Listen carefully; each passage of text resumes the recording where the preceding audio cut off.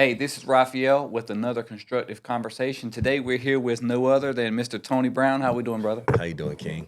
All right, we're doing good. So I Definitely. appreciate you stopping by, and like always, we'll jump right into it. So I see you're a veteran, Yep, definitely. entrepreneur, Yeah. philanthropist, and filmmaker. Yep, So yep, there should be a definitely. lot of synergies here in this conversation. Definitely, brother, definitely. Awesome. And it's an honor to be here. I heard so much about you and all the stuff you do for the community, and thank you for having me. Thank you. Thank you. Appreciate you coming by and stopping by and sharing some insight. We always try to network and talk with different people from different backgrounds. And even though we're in the construction space, I find out that it's really the same. Yep. Business is business. Everybody's looking for quality services and looking how they can provide value and just interested to learn more about your life story and your walk in the entrepreneurship world and veteran world, philanthropist, and even in the filmmaking. So kind of tell us Definitely. about all of that. First of all, too, people don't understand in construction, you are a healer.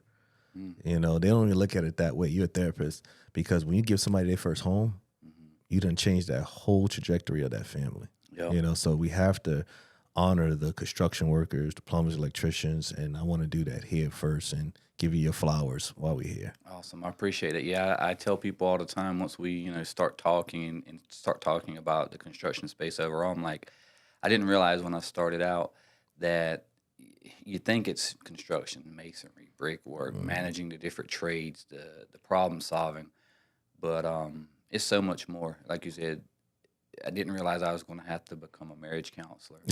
I didn't realize I was going to have to become a forensic scientist at times to figure out what caused this problem when there's no apparent reason.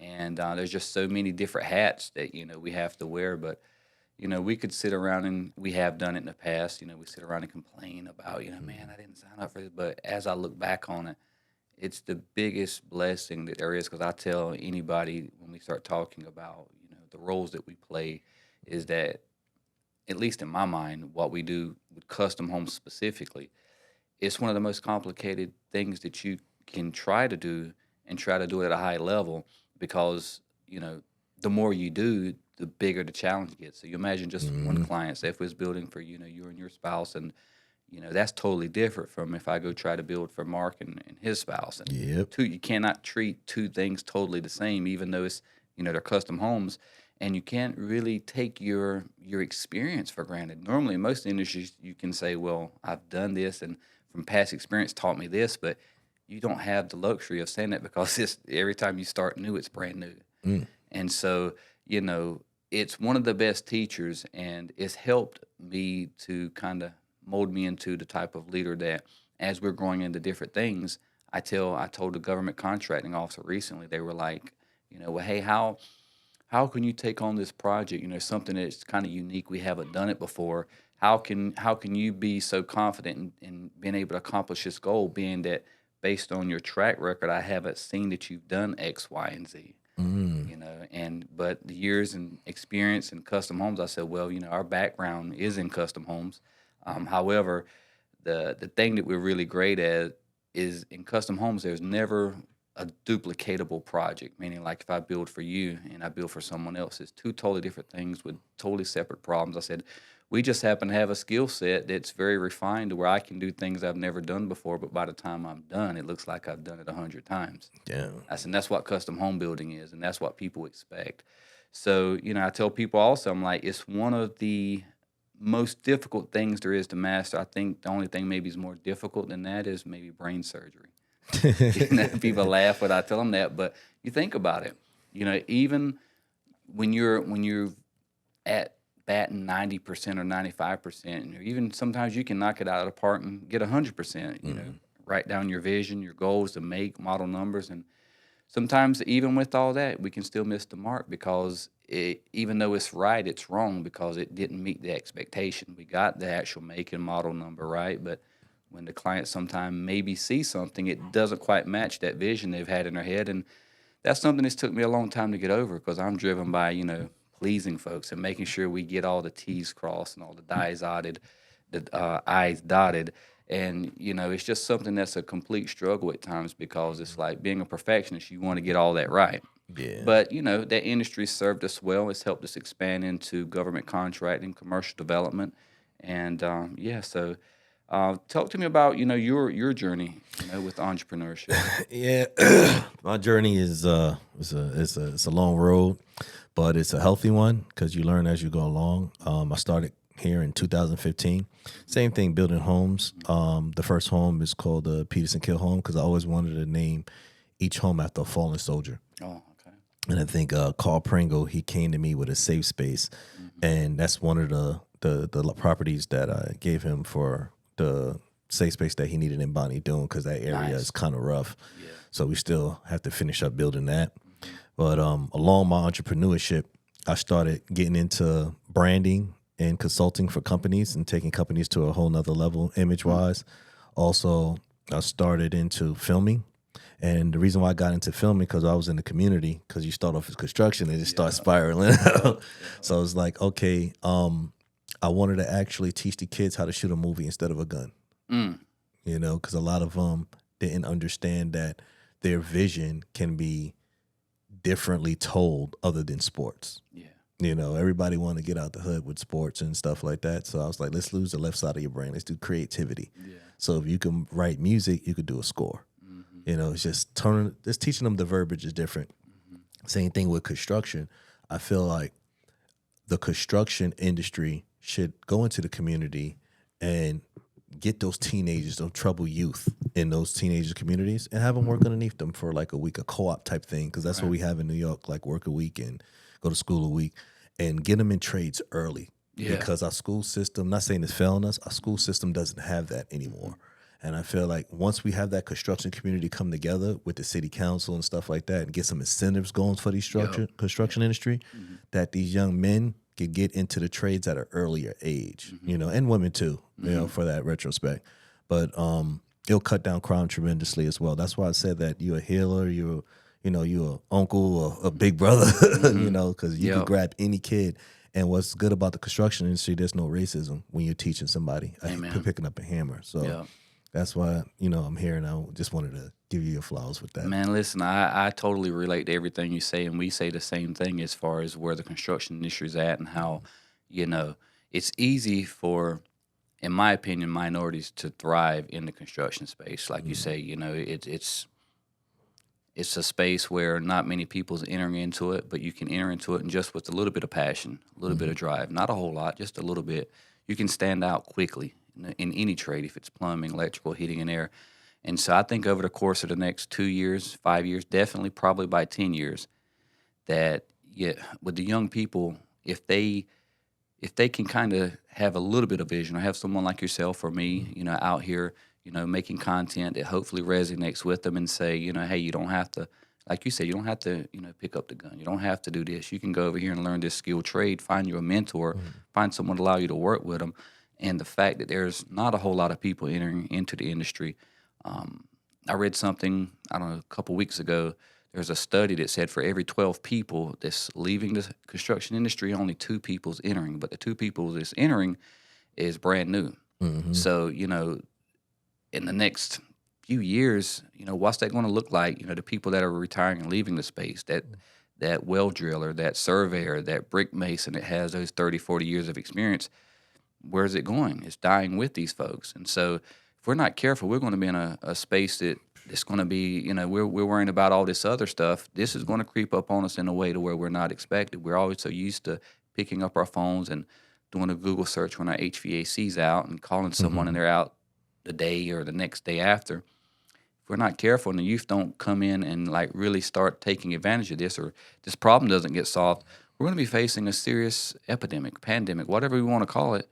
You won't even be able to pay the rate to get someone out. And, it's like you're needing that electrician, you're needing that plumber, so it's just going to be a situation where maybe technology evolves to kind of fill that gap, but I don't think nothing's going to take the place of human capital.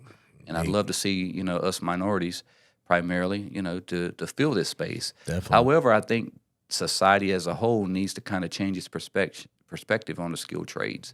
You know what I mean? Because there's money in the skilled trades now. A lot of it. There's a lot of money. We were going through some numbers. What was it? Just the other day, on a project that we're doing, and I am just blown away by it. I know where the industry has been, and I know COVID's happened, inflation, and prices. even though they, may have settled down, price is still going up. Yep. And they're not really got their thumb on that. We're getting still letters of increases, and where the material suppliers aren't able to necessarily justify it right now because, there's been no shutdowns. Everything's kind of got back on point. But what people is not tracking is the subcontractors, the trade vendors that are good at what they do. And I ain't even gonna say great. They just got to be good. Good. If they're good at what they do, they're booked out for months. And guess what that does? When we call them and we're trying to book out projects and we've learned you're better off waiting on the Tony that that does quality work, but he's out 2 or 3 weeks. You're better off waiting on him versus going to go try someone new that is ready, available. He can start tomorrow, but he's not proven. Yeah. And oftentimes he's cheaper.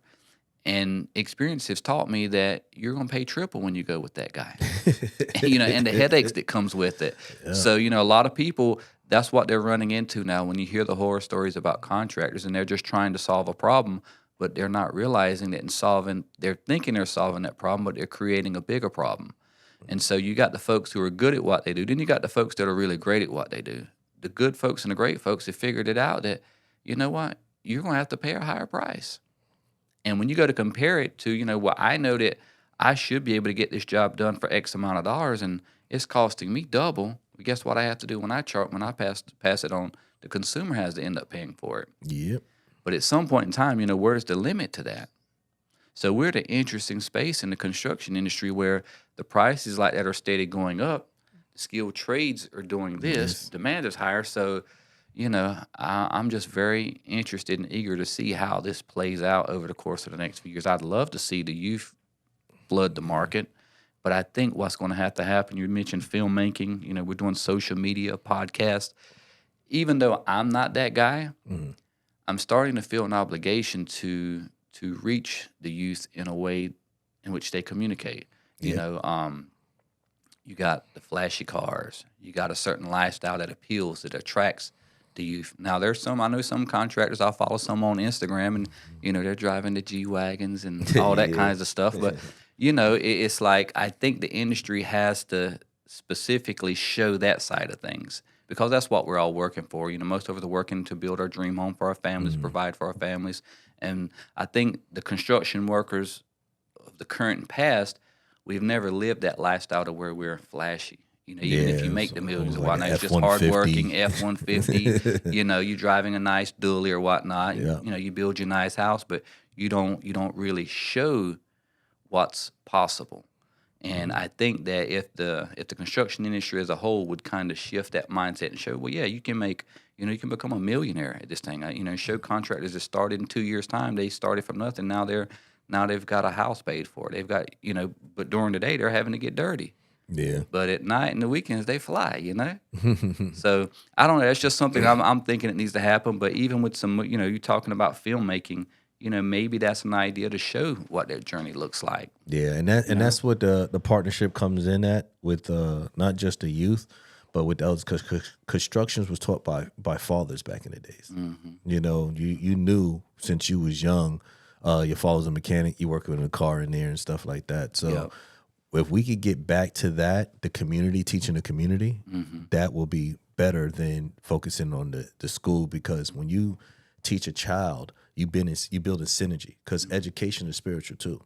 You see what I'm saying? So sometimes you get in a classroom setting, the child rebels. You know what I'm saying? Because there's just so much he feel like it's a competition. But if you give him in like a mechanical setting or outside setting, he excels. You see what I'm saying? Right. So it's just more of us, which is up here, coming together with the youth and be like, okay, we'll come on this program probably once a month or we'll do an 8-week program that will give us an incentive for our companies and just talking to the city council and the mayors.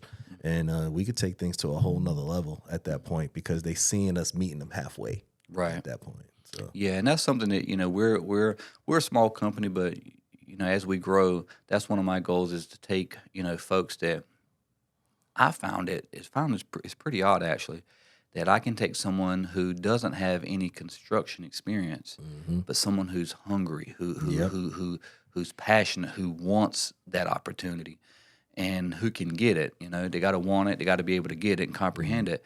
But you can do so much more with someone like that than I can hiring, say, someone who's been in the industry 15 years or 20 years Yeah, they'll and never bringing them forget the in is bad like, you stuff. can't tell those jokers nothing. Yeah. Like, that you can't, they know more than you know. So for me, it's like you're better off if you can starting with someone with a blank slate, showing them the processes we follow. And also, too, I've learned that you get so much more when you take the time to explain something, explain the why behind what you're telling them to do and why it needs to be done that way. Yeah. And I've struggled for years, kind of building a team until I started realizing that, hey, you got to stop, slow down, explain the why. Just like when you're talking with clients and you're quote unquote going through the sales process of educating them on building a home or commercial development. You got to understand the why the foundation is done this way versus that way, and get them people to the point where they say to themselves, "Oh yeah, well that makes sense." And so I've learned that leading in that type of way, it helps foster a better relationship. And I like the way you put that. I got my daughter working in the business. It's been one of my goals. My wife works with me. It's a family owned Yeah. business. How it's And supposed that's to be. one of my legacies is to be able to hopefully leave something that they can carry on once I'm gone. And the thing is, like the struggle is, well, how do you take that and scale that out? So one of the things I've been talking with Mark about, and here internally is we've got our whole process laid out. So everything's documented from the time someone goes to does the research and their first interaction with us. We do an orientation online. We've got to refine that a bit too, where we get to know them before we meet them. And we take that same approach to where every step along the way is documented. We're developing a software now. It's in the works to where it lays out everything, but also where at each step we will be recording a video explainer as if we're training Gotcha. someone. So when Yeah. even the part about going to get building permits, you're in construction, Yeah. man, that like the back of our hands, but someone new that's never done it, that's a tremendous task. So the idea is with the software that we're developing, you've got the different steps in that process, but it also has a video play icon to where they can play that. And actually, I'm walking them through Yeah. that process of zoning or health Yeah. department permits. And that's where I teach. You see my business card. On the other side of that, I teach the dark side of success. And when I teach the dark side of success, the way you step in the zoning and everything, I teach how to build a relationship with the zoning. So it's good to have the steps. That's the hardware. But we need to teach them the software part. Yeah, What's that person's name? That zoning person's name. yeah, What's that whole department? So you got to study their whole department and email them.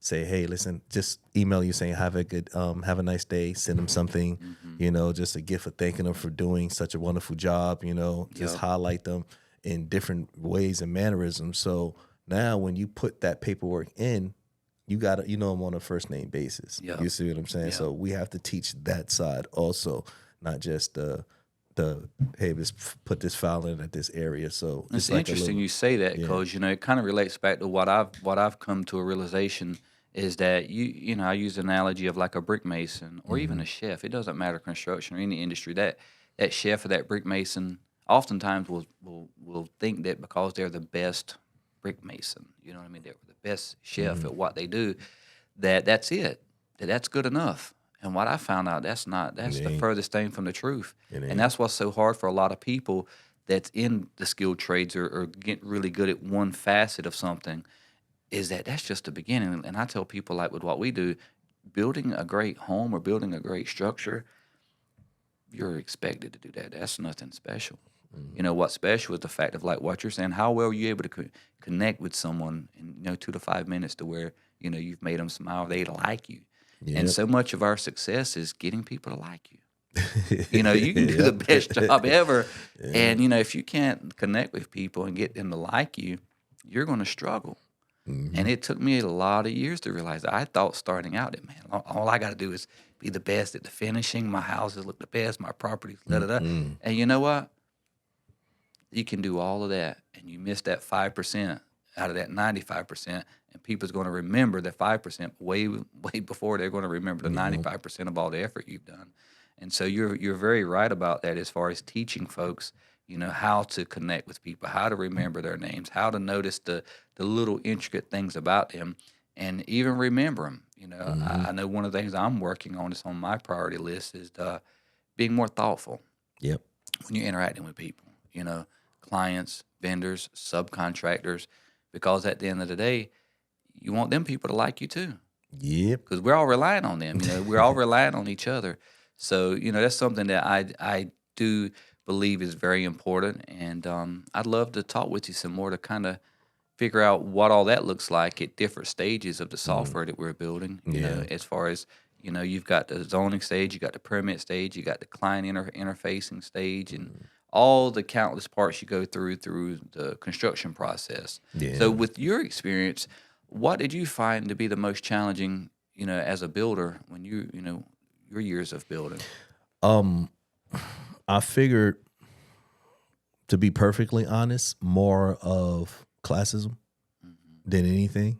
Being part of the building industry, When you say that, what do you mean specifically? not I can't say kissing the ring, but not doing my due diligence on the homeowners association and different things like that, and taking the steps to knowing the community, which I've just been telling you. That's why I came up with the dark side of success. It's like, hey, there's a dark side that we have to understand that exists, and we got to check our boxes. Not to go too deep into it because we know, but we can talk behind the scenes with that. For how that looks for me, because again, I've struggled in that area. Yeah, I don't. I don't want to say too much. What I'm saying, to start a fire, but it's just I get it because I had to come to the same realization, and it is what it is. That's the thing about with us minorities, and it can go to one way or the other. But the facts remain is that there's laws to everything. There's laws to business. You got to network. You got to go meet the people that can open up certain doors, and we can put a label and call that for what it is. And either if you do or you don't, there's consequences for both sides of the action. So for me, I'm not that guy in reality. I'm starting to become that guy. I'm working towards becoming that guy. But what I did is I found a guy that I know, like, and trust, is a past client of mine, one of my first clients, and the dude is a natural networker. He don't meet a stranger. So I'm like, you know what? You love doing that, man. And that's what he does. He goes out, he meets the folks, and there's not many that can do it better than him, Mr. Troy, Window Troy. He was my second client, and built his home. We built an awesome relationship, and now all he does is handle the business development side of things. But like this week, he's been out. He's sending pictures, meeting with this person, meeting with the mayor. He's in his element. Yeah. And so, but every company at certain points in times, if you're a solo entrepreneur, that's a hat you have to wear. Yeah. Until you can find someone to do it better. And when we go to these networking events, like we're going to Tennessee or somewhere, with the government stuff, we're doing quite a bit of that. So we try to be involved as much as possible. And what I found out is that I've been in the 8A program for going on 5 years. Oh, that's good. And you're 100% right. I was getting no traction, man. Because I wasn't doing the networking events. I wasn't putting my face and our company name out in that space. And and then I want to sit back and complain. Well, but reality is, it's like, no, you're not doing part of the. You're not putting that piece of the puzzle in. But 2 years in, we've been putting a valid effort in every year, going to all these events.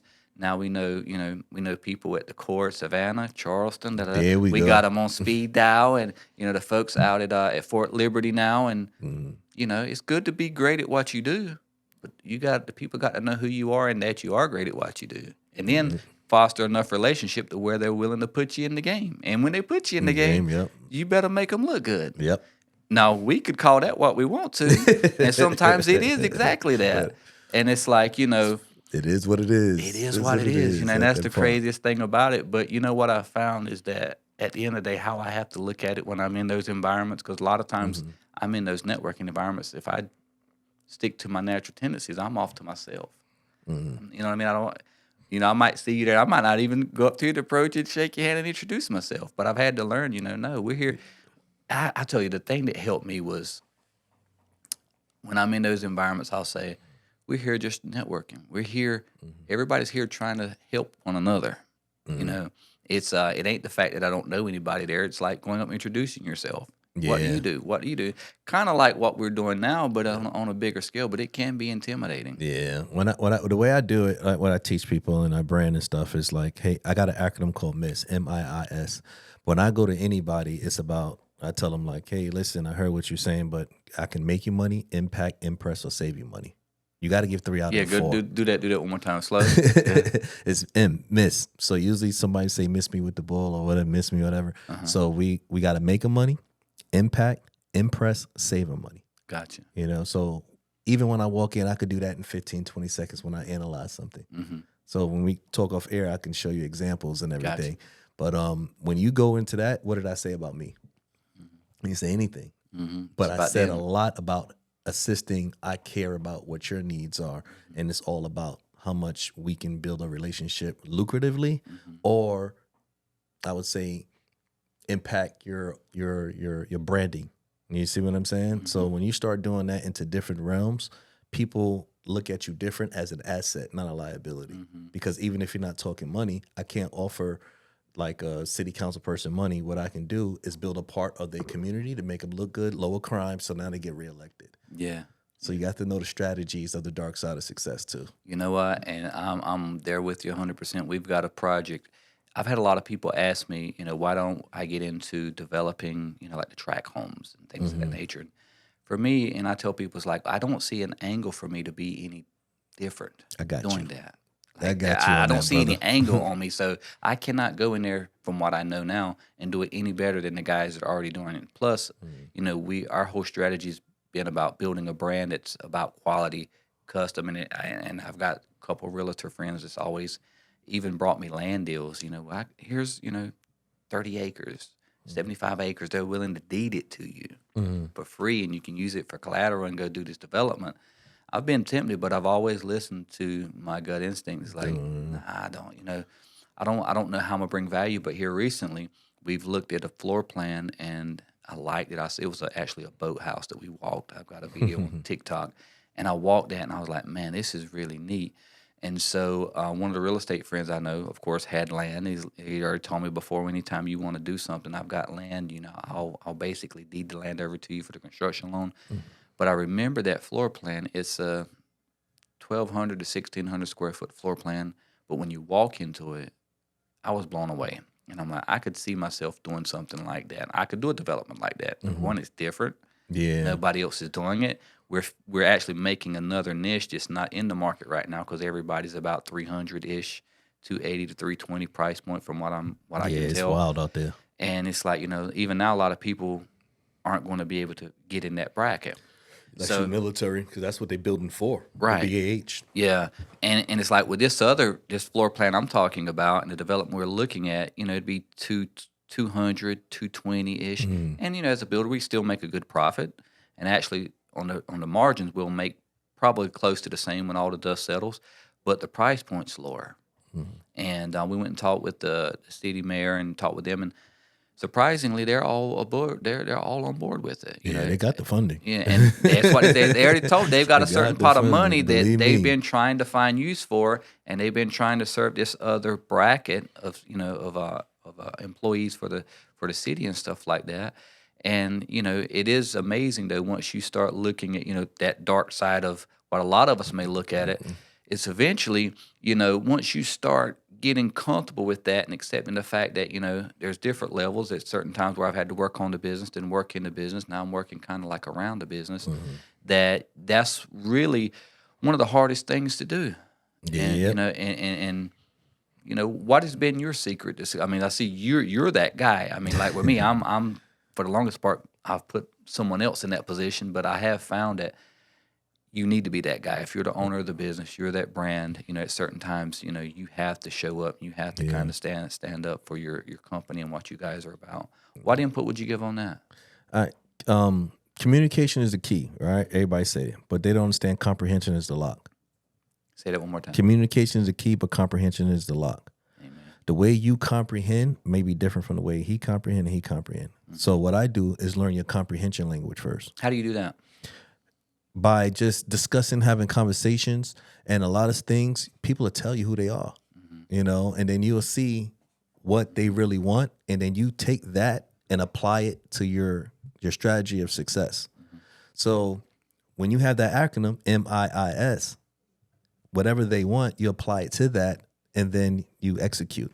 So once I learned how to comprehend, and the reality is on the dark side, sometimes they don't want to you can have the perfect answer, but they want to comprehend with somebody else. So I have to get a proxy or a person that speaks their language or from their culture Yeah. to comprehend with them Yep. what we're saying, to have the conversation. Now, do you ever take any offense to that? Not at all. Not at all. Not It's at all. business, right? Because the UN does it. Right. When I was in Afghanistan, I was serving third group and stuff like that. We had translators. Mm-hmm. We had guys who could speak the language, but we still You had know, translators. I see that being something. I'm speaking from my community. Yeah. When I'm thinking about it, is like the Lumbee people. Yeah. Some of the best and brightest people you'll find in the skilled trades. Yep. Brick masons, drywall. Shout out to all my Lumbee people, but y'all know what I'm saying is true. To get them to understand some of this stuff, you know what I mean? It's basically professionalism and being able to see things from a different lens. Like sometimes stuff can come off as offensive if you want to look at it if you choose to look at it a certain way. But if we'll choose to say, well, hey, like it's an interpretation. You can speak to your community different than what I would be able to speak to them. But I think in my community, one of the things and one of the major challenges is if I'm working with drywall, brick masons, and stuff like that. Our folks, we got some aggressive folks. Yeah. They're aggressive, and I mean, I can tell stories for days where we're on a job site and fighting. Yeah, that's getting how it was in New York City. You know what I mean? And it's like, that. dude, and you go out there. I remember one case in point. I got a phone call. My homeowners live right up the street, and one of my best clients, by the way. Job went awesome, except for that incident. And we was doing drywall. Got a call. Hey, I need you out here now. We got a problem. I'm like, man, we're doing drywall. How we got a problem? Yeah, somebody's pulled a pistol out on such and such. Pulled a pistol out, and the other guy, he's got one of those drywall hatchets, and you about to have a mess out here. I knew the crew, and I'm going out there, and I get to the job site, and I'm like, what could be so wrong to where we're resorting to pulling a pistol? And I'm like, guys, y'all got to calm down, man. What's going on? And so I talked to him. I'm like, hey, tell me what's the problem? Well, man, we bought this drywall mud. We bought like 5 buckets out here. Now there's only 3, and someone stole my bucket of drywall mud. And I'm like, guys, are we literally so that's the issue, right? Well, yeah. But it wasn't the fact of just the bugs. It was the principle. They got offended, you know what I mean? And they were escalating that to the point to where somebody's life could be taken over a bucket of dry. I'm like, guys, listen, how much is that? We ain't about the money. I understand, I said, but listen, I'm gonna make it right, because ultimately this is my job site. You know what I mean? It's a reflection of me, and I just want you guys to chill out and cool off. So tell you what. Just come to the office, tell me how much it is. I'll stroke you, check that. You know what I mean? But you're dealing with stuff like that when you shouldn't necessarily have to deal with that. So if there's one thing I wish my people would understand is more along those logics is we can be great at what we do and be among the best at the trade. But if we lack that other stuff, people ain't going to want to work with us. Yep. No matter what your race is. Yep. And that's where I think, sometimes we can get that wrong is, it's like, well, no, it ain't about that. It's about the fact of, you do a great job, but man, I got to worry about if there's going to be a murder on my job site when you're working with certain folks. So that's the problem with a lot of, I'll say CEOs, not saying with you or anything, is accountability on unity. You see what I'm saying? Sometimes a lot of your clients and your workers, they bring in problems from home. Or they bring problems from the missus or just the environment in general. And a simple, are you doing good? Or coming by with some coffee or coming by and just not checking on the job site, checking on their mentality and well-being. Or calling them when they get home saying like, hey, did you get home safe? Then when they get to certain job sites, something happen, they don't want to embarrass you at that point, because you built that relationship and that rapport with them.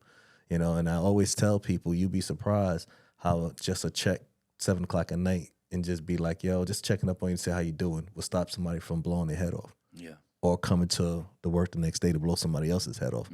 Because what I'm hearing is that it was principle from something else. It was something else. You see what I mean? Yep. And sometimes it's the 9-year-old dumb that's hurt that happened to when they was in school and they got bullied. Yep. You see, so we got to take a lot of things in this perspective because in the construction industry, not saying bad or good, it's a lot of felons, a lot of people with mental issues and anger issues that we deal with in this world. Yeah. And I know checking on them and just being that that brother there, not a scolder or not a boss or not a, I would say, I'd be more of a leader, Yeah. and they perform 10 Yeah. times better. And you know what? And that's 100% true because even like in that situation when I went out there, it's almost everybody knows me. Like you know what I mean. So when I go out there, sometimes it's like I've been told you don't even come across as if you're like the owner of the business. If we didn't know you. Yeah. You don't present yourself that way. So I try to do that level of connecting with the crew too as well.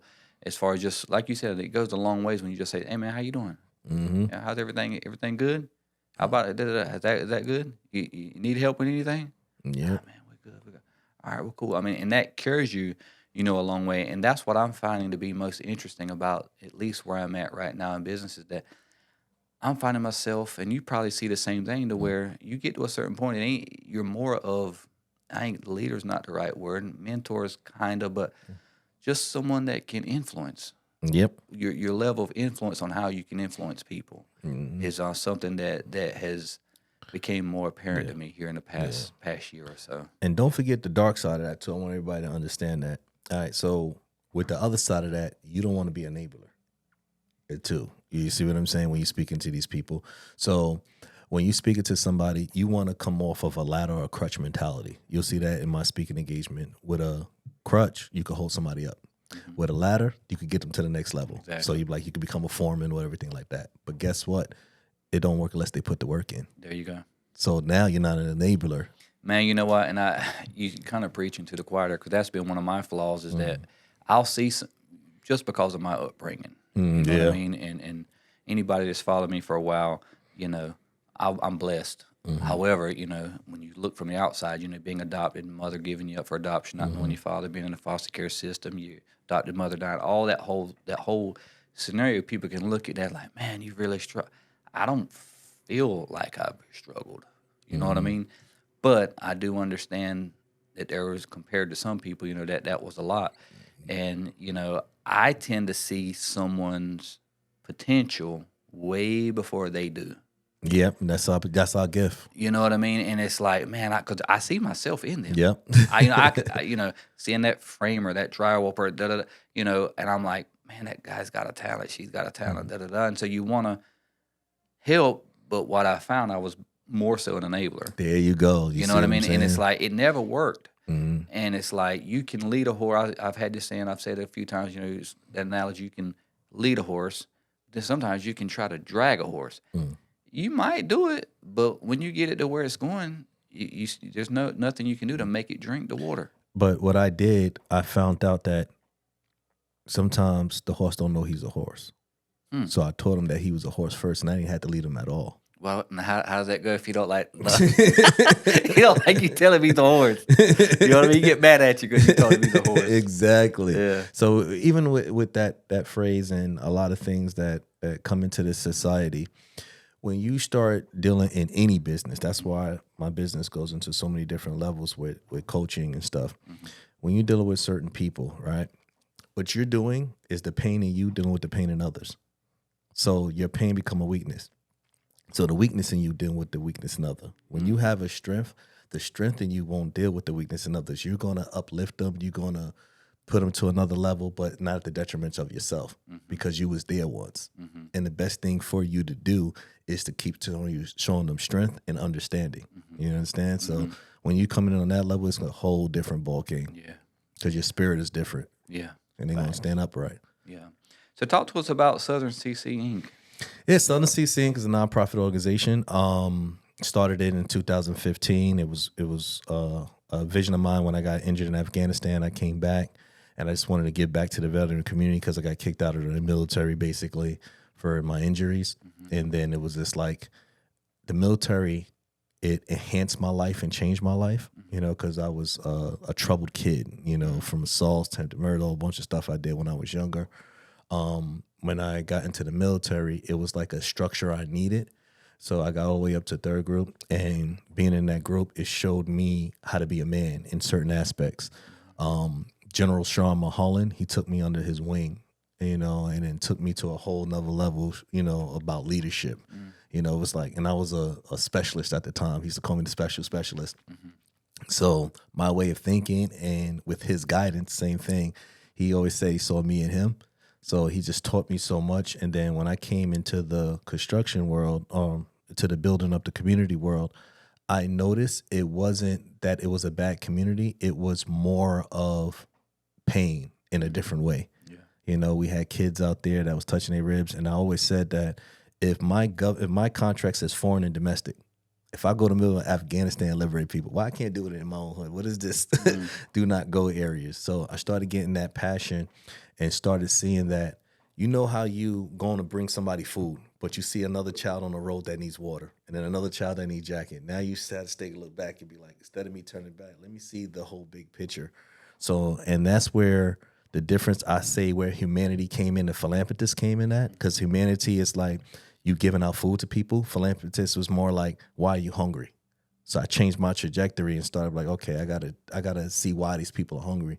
And then my mentality, my eyes opened up and I was like, I have to build a nonprofit, but I have to build a community first with the nonprofit. So that's when we got into that. What is like the frame? I'm a process driven person, so from a high level, what does that framework look like? Because I found one of the most difficult things, if not the most difficult thing that you can seek to try to do, is try to change someone's way of thinking.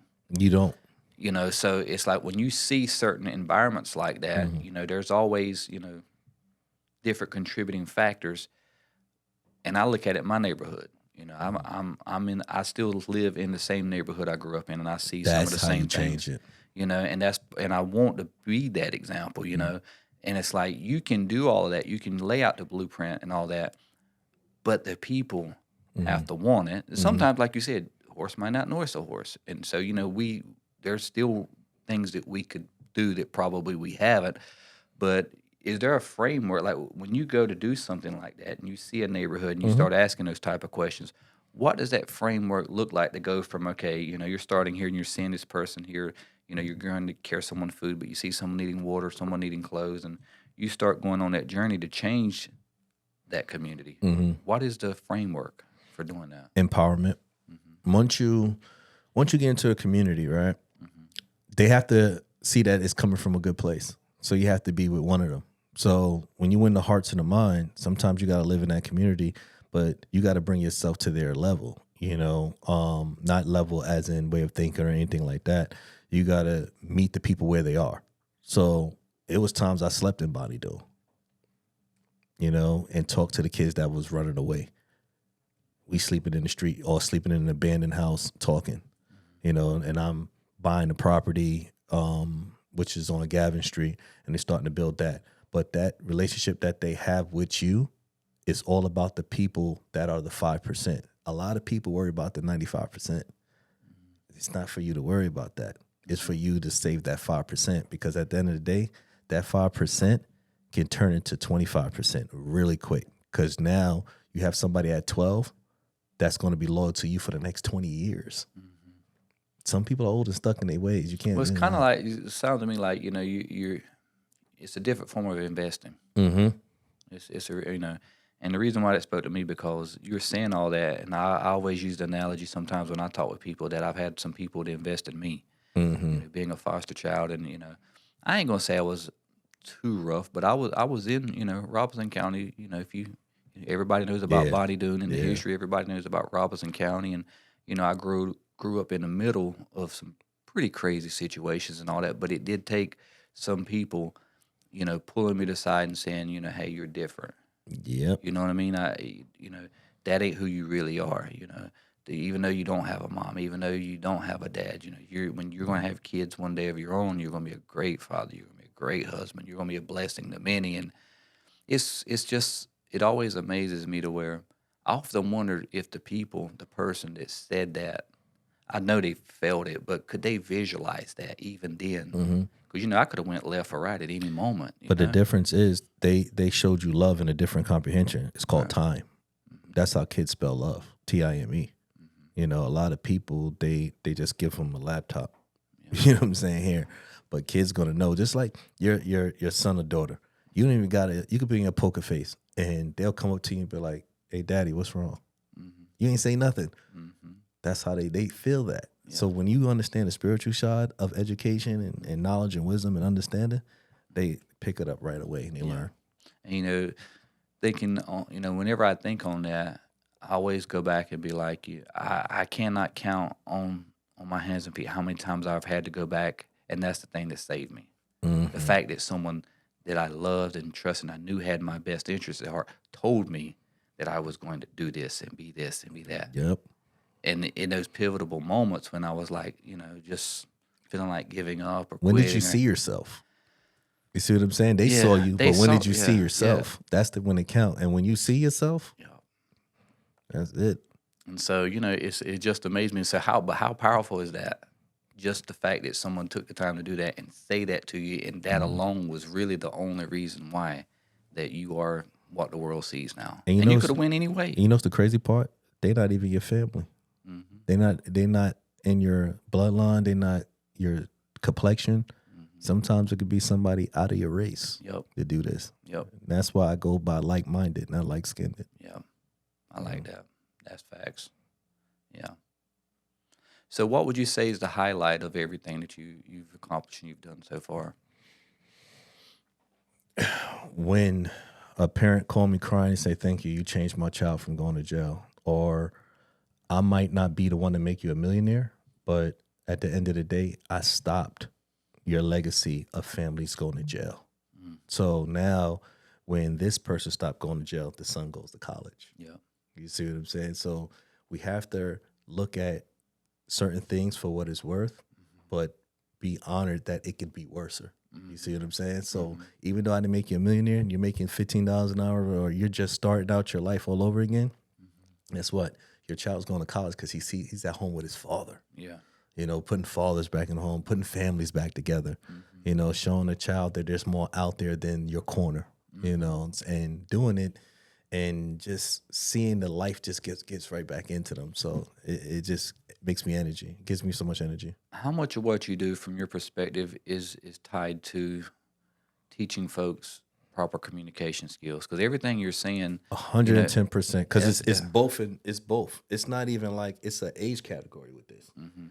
I have to teach somebody who's 70 to get out their ways. Like, don't use the typewriter no more. It's crazy.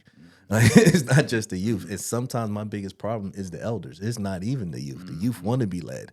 It's just, it's so much a big of an age gap. It's like, I noticed down here, is from the 25 to the 35, this gone. I don't know nobody in that age group. Wow. And it's like, I'm in that age group, I'm 45, I'm in that age group where I'm mentoring 25-year-olds to be leaders on 16-year-olds. And I'm trying to look for somebody in the 26 to 35 category. There's nobody there. So I can see why they are the way they are, because that generation is gone. There's gaps. Yeah. So how do you think, what's the solution to this construction? I'm bridging the gap here between what you just said and construction trade. What do you think is the ideal solution to bridge the gap? FTC did one part of it was get trade programs and get them paid for, so people could go to school. But where I feel like we're failing at is actually attacking the high schools, because kids, they creative. I would say even like me, I became a surveyor, right? I went and got my surveying degree from civil engineer from Fayetteville Tech, and what's crazy about it, you got to take 3 years to be underneath somebody. To become an actual surveyor or something like that. You got to get them hours. You know how hard is that when you got to travel 2 hours or an hour? It's hard to be underneath somebody locally, because they have certain parameters. So even in that industry, we got to understand there's a lot of red tape to the construction industry. Right. So if we can try to get a coalition to teach these kids at 14, 15, and 13 and pay them a little $200-$300 a week, they'll be happy with that. Because you're building that synergy, that relationship, and they're getting paid to do something good. When I was in co-op in New York, that little $100 a week, because it was like $4.25 then. I'm born in the '70s. It was like $4.25, $4 an hour there. That little $100 a week meant everything to me because I worked for it. Yeah, it wasn't given to me. And then my mother needed help with the bills of food. I could take my whole family out of food because it was Dollar McDonald's, stuff like that. I'm bringing food home for my family.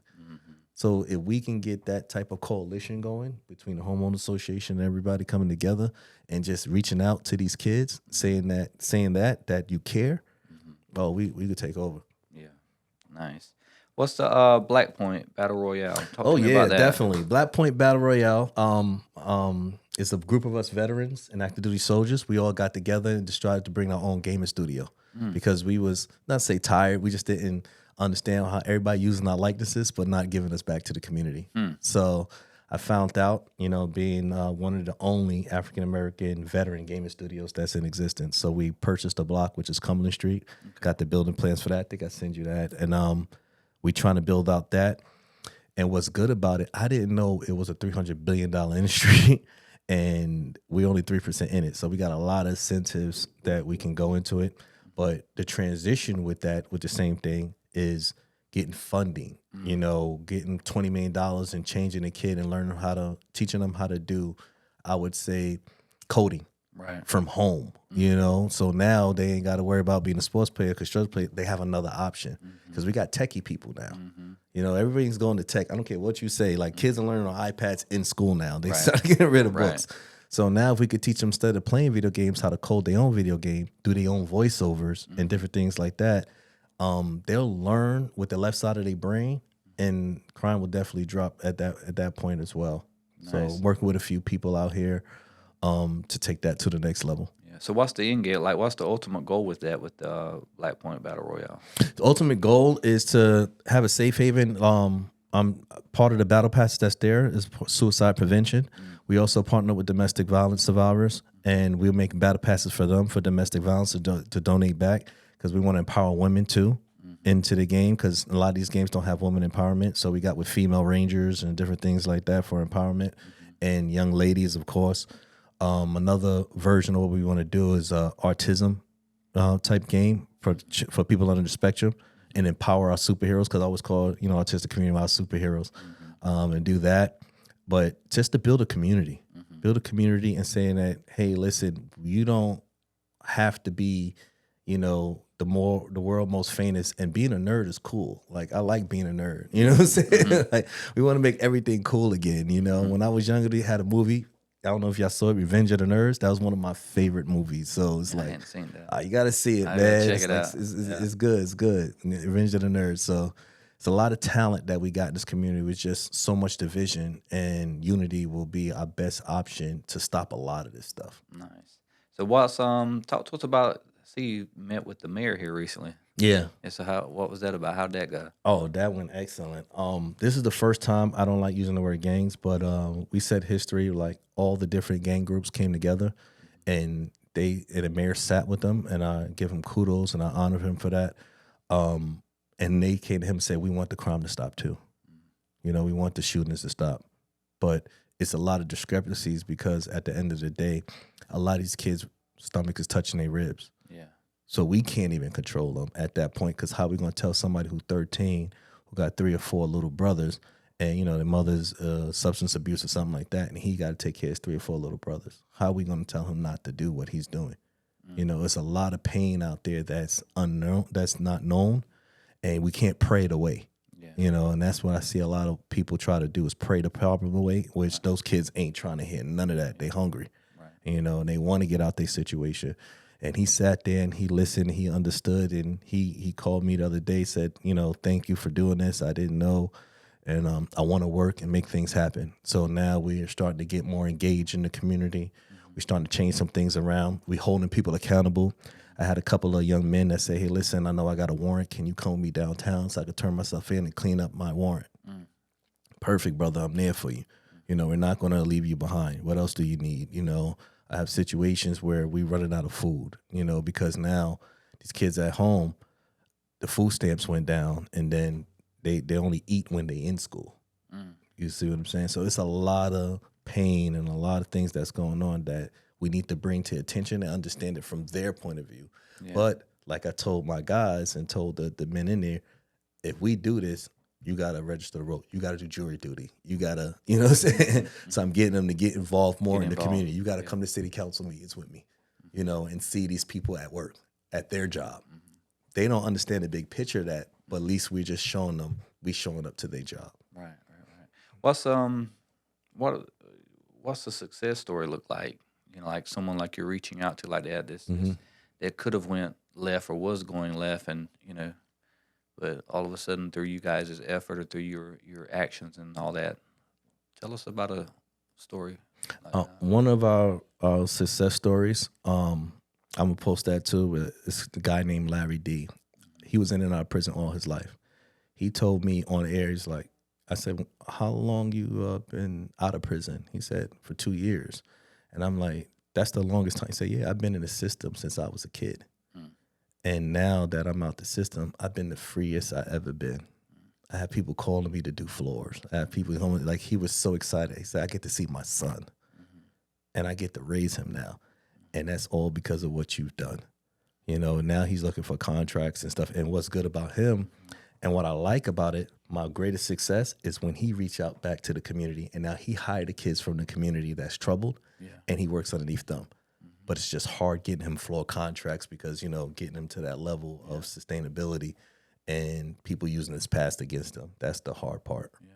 Now, is there some type of program like, my mind went to like we're doing government contracts and there's roadblocks like someone who's got a felony, for example, Exactly. getting on base. But so like what is that blueprint to take someone that has that troubled past but has a natural inclination for masonry or concrete or electric or plumbing, they're coming out of the system, because I imagine that could be so defeating when you're wanting to do the right thing, you're trying to do the right thing, Tell and me then you're about it. getting out, and now the system that's trying to supposedly rehabilitate you or trying to get you to keep from living that lifestyle that you felt you was forced to live to provide for your family, and you're wanting to do the right thing, but it's almost like you can't.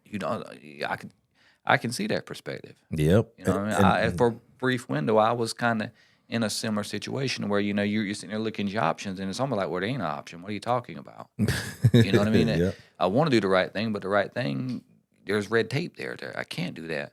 Like, how have you overcome some of those challenges, or have you been able to overcome some of them for these folks? With businesses like yourself and other people, when they get like house jobs and they do finishing, I tell them, hey, listen, there's construction going on every day. You know, to have this story and branding by your side and using this to save lives and give back to the community, that's where the MISS acronym coming at. You know, I might not be able to make you money, but you could impact, impress, and I could save you money on this end, because now at the end of the day, you're changing a life and that will impact your company in a different way that nobody else does. Gotcha. So it's basically finding the spots where you can help and still work within the parameters that's there. Yeah. And like you said, it wouldn't be a government job because the parameters won't allow it. But if we were doing a remodel, Exactly. a flip, buy and flip type thing, then that might Clean be out, good. moving companies. So it's just thinking outside the box, like thinking about the dark side. Like sometimes I would have to put them. I have a veteran mentorship program called Vets for Youth, right? So now I hire him as instructor, which is be still Vets for Youth. But now he comes in and he teaches the youth floors. But I'm the veteran that comes in as well. So you see what I'm saying? Sometimes we got to partner up with nonprofits and other companies and use the sub method. You know, the sub, of course. You got the big parent company, then you got the subs underneath, and that's how we do it. I use that method. So it's take the the same concept. There we go. Same You see concept. it. Yep. I got you. Okay, and also tell us about this meditation space. What is that about? All right, so I got an area in off of Murchison. It's 2 acres. Instead of, like I tell people, we always build housing. So I always bring in a community. You have to give an F: education, finance, and faith. So a lot of people is not real. I'll say religious. I would say. So with my guys, I bring them to there and I teach them how to cry, because they have no way to express their vulnerability. So give me an example of what that actually looks like in like a framework. So how does that work? So we do a little light run. We just made a film about it. We did a little light run down the street, and then we come in and we sit and we talk about, say, hey guys, this is a no judgment zone. So anything you're going through, let us know. You know, so I get kids that are from orphans or people getting out of orphanage, and we had stories from them getting molested when they was younger, all the way to getting out of prison and just learn how to read. You know, different things like that. So when you start seeing the stories of the men next to you left and right, you start realizing that your problem ain't really a problem at this point. You understand? So a lot of guys, they turn into protectors and mentors at that point, where they're more vulnerable but I look at their vulnerability as strength and be like, hey, this shoulder, you can hold the world on your shoulders, but at the end of the day, you could cry on it too. Yeah. And if you don't learn how to cry, I can't really help you at this point because you got to get rid of that inner pain. That 40-year-old you got to talk to the 9-year-old you that hurt, forgive you. And then once they forgive you, it's going to remind you not to let that happen again. So you're going to remember and recover, not forgive and forget. So that's what I do at the garden. And then we sit, we meditate, and I teach them how to sit still.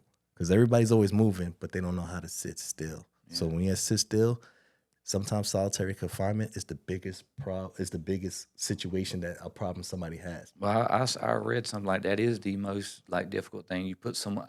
I'll tell you from my personal experience. You know, I ain't shared this with a lot of people. You just triggered a thought there, and I've told my kids this. You know, one of my things has always been, you know, being that good father, that good husband, that good provider. But the worst time in my entire life was that solitary, where there was a period of a little over a year where I was going through some things. You know, I was 17-ish, still in high school, about to graduate.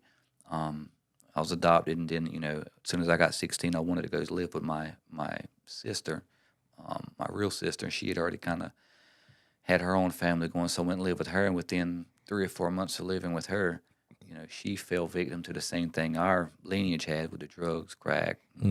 Her family broke up, and I found myself basically in an adult situation way sooner than what I was anticipating, living, you know, having the full responsibility of an adult, rent, light bill, water bill, car insurance, car payment, trying to go to school, having to work 60, 70 hours a week at Pizza Hut, trying to not do the things that my circle was doing, because I didn't want to do that. I wanted to kind of break that cycle, but I learned quick. I had to distance myself from all of that, which put me in a situation where I can recount for it. I remember at least a year where, you know, solitary confinement, I guess you could say, going home and nobody calling on you, nobody checking on you, and and all those thoughts that you deal with that silence. You know, it can drive you mad. And I remember thinking at some point in time, you know, you have all these thoughts. Oh, you thought you had family. You thought someone was going to come check in on you. You could have died, you know, 3 months ago. Nobody would even known, not even cared. And I know, you know, so I know what that's like and the battle and the strength it takes to deal with that. But also I know it does take somebody. And, you know, even though when I had those thoughts and was thinking about that, I said, well, at least I had one person to come see me. Yep. At least I had one person to come check up on me. Yeah. You know, and oftentimes there, you know, but that takes a certain mental strength. And I understand everybody don't necessarily have that when they need it. And so it is important for, you know, folks like yourself or someone to go in and, hey, you're right. And what it looked like for me, it wasn't that the person came, spent time with me. It was, you know, really awkward at the time. It was just a matter of just driving by and boom, hitting the horn. I opened the door and they just wave. You good? Good. And it was my adopted sister's husband, Carl. See? You know, and later on though, what I realized, it was her sending him. Hey, here we go. Go over there and check on that boy. Make sure he's good. You know, and eventually she's the one that told me to come live with her. No, you know, don't worry. You ain't got to worry about none of the bills. Come live with me. You know, but under one condition: you're gonna go to school. You're gonna go to college. You're gonna get a degree. Yep. But I'm so thankful for that struggle though, because that struggle taught me how to still be appreciative when everything. I could have been sour about the whole ordeal and been like, you know, well, hey, I'm gonna go to the dark side and I'm gonna be the best at that, you know. But the fact that I had someone to check up in on me, and then when I got that opportunity, the biggest difference with me is I knew what the opportunity was, and I'm like, wait a minute. So I ain't got to pay none of these bills. You know what I mean? I ain't got to work either. And she, you know, she's the first one to tell me, she said, I can show you, you know, you can go down to the Lumpy tribe. There's a program as long as you keep your grades up. And if you don't have to work, you ain't got to worry about this. There's no reason you shouldn't be able to keep your grades to at least a C average. And man, I just remember like when I moved in with her and like unpacked my stuff, and I felt like I hit the lottery. There you go. Now you understand about that community. And you know, it's like, but ever since then, I'm been go. You know, there ain't no turning back, and there ain't no, you know, wondering what. No, it's like you've been given a freaking golden ticket, you know. And so I'm just can imagine, you know, how you must feel when I remember you saying that's probably the best feeling, and I imagine that was for my adopted mother. Yeah, I exactly. imagine that's for my sister who, she's still alive, and I'm thankful for that because she gets to see all of All this, this. you know, and just little things that you're able to do. Not that they ever did that expecting anything in return other than to see you be who they knew you You could be, be. but just being able to go in and do things for them, or like I've added on to her house.